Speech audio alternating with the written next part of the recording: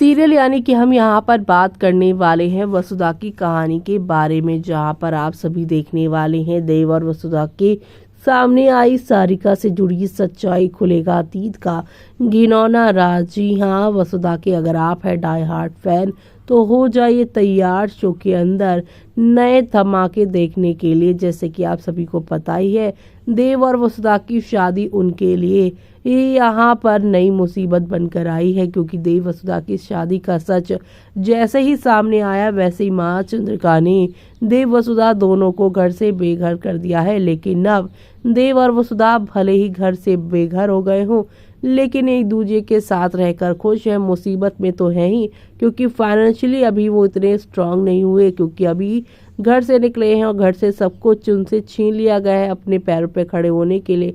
चंद पैसे कमाने होंगे, देव जहाँ पर कमा रहे हैं तो वहीं वसुधा को पढ़ाने की वो अब कोशिश में है। लेकिन इसी बीच देव वसुधा के घर से चले जाने के बाद सारिका की हिम्मत बढ़ती हुई नजर आएगी। पहले तो सारिका चंद्रिका के आगे देव और वसुधा के रिश्ते को खोलने के लिए काफी एक्साइटेड थी, जब तक देव वसुधा की शादी का सच चंद्रिका के सामने नहीं आया था। लेकिन अब तो शादी का सच आ चुका है, देव वसुधा घर से निकाले जा चुके हैं।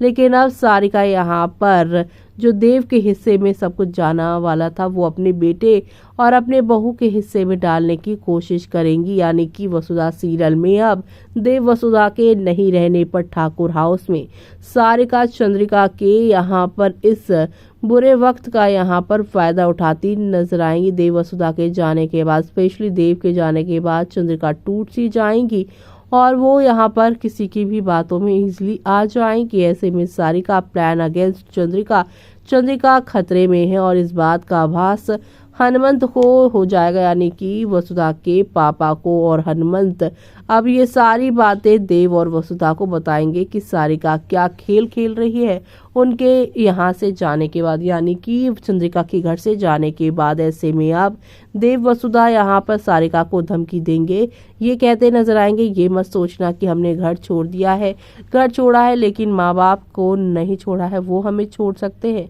लेकिन हम उन्हें नहीं छोड़ सकते, और आप उनके खिलाफ कुछ भी गलत नहीं कर सकती हैं।